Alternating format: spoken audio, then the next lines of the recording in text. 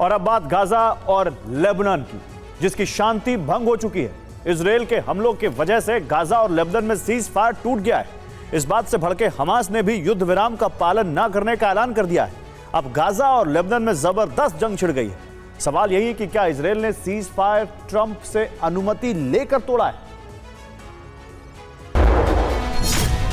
Gaza हो या फिर इजराइल, अरब के इन दोनों फ्रंट पर युद्ध विराम टूट गया है। गाजा और लेबनान में फिर से तबाही का दौर शुरू हो गया है। इजरायली सेना एक साथ ईरानी प्रॉक्सी हिजबुल्लाह और हमास पर जबरदस्त हमले कर रही है।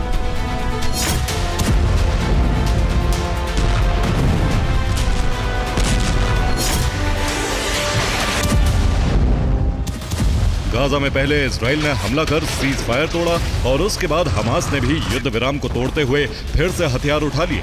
हमास ने इजराइल के खिलाफ नई जंग छेड़ने का ऐलान क्यों किया, यह हम आपको आगे बताएंगे, लेकिन उससे पहले लेबनान में जिस तरह की तबाही हो रही है उसे देखिए।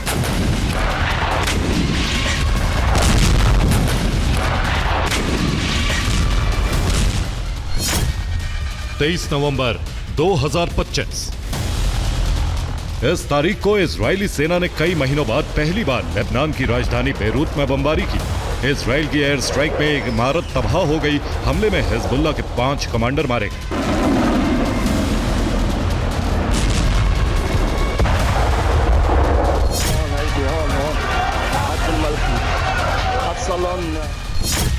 इनमें हिजबुल्लाह का मिलिट्री चीफ हैताम अली भी मारा गया।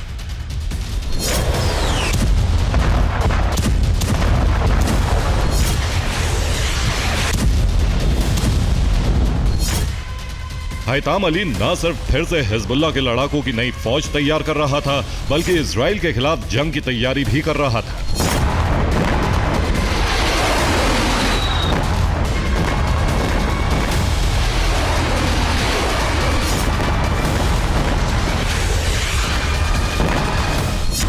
ये तो बस शुरुआत भर है। इजरायली सेना बेरूत समेत लेबनान में नए सिरे से सैन्य अभियान लॉन्च करने पर विचार कर रही है। मकसद है हिजबुल्लाह को पूरी तरह से खत्म करना।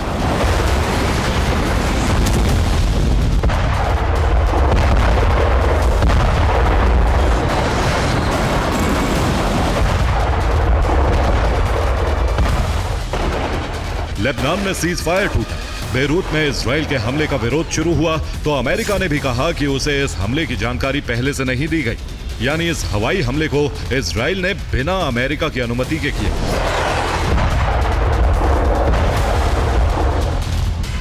उधर गाजा में लगातार 48 घंटे से इजराइल भीषण बमबारी कर रहा है।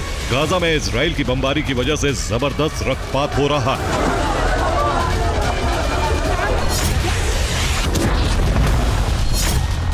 चौबीस घंटे के अंदर गाजा में 23 लोग मारे गए। मारे गए लोगों में 17 हमास के लड़ाके हैं। इजराइल ने गाजा में हमास के संपूर्ण अंत का ऑपरेशन शुरू किया तो हमास भी भड़क गया।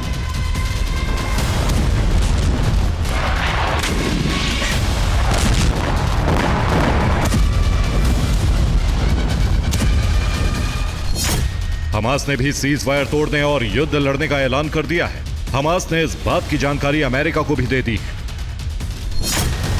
इजराइल के हमले और हमास के फैसले की वजह से गाजा में तबाही का नया दौर शुरू हो गया।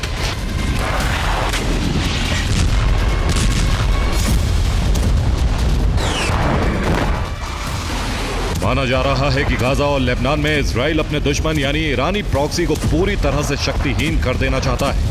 यही वजह है कि उसने फिर से हमले शुरू कर दिए हैं। रिपोर्ट तो यह भी है कि ट्रंप ने गुप्त रूप से नेतन्याहू को हमले की अनुमति दे दी है। इसी के बाद से इजराइल बारूदी अभियान चला रहा है। Bureau report, TV9।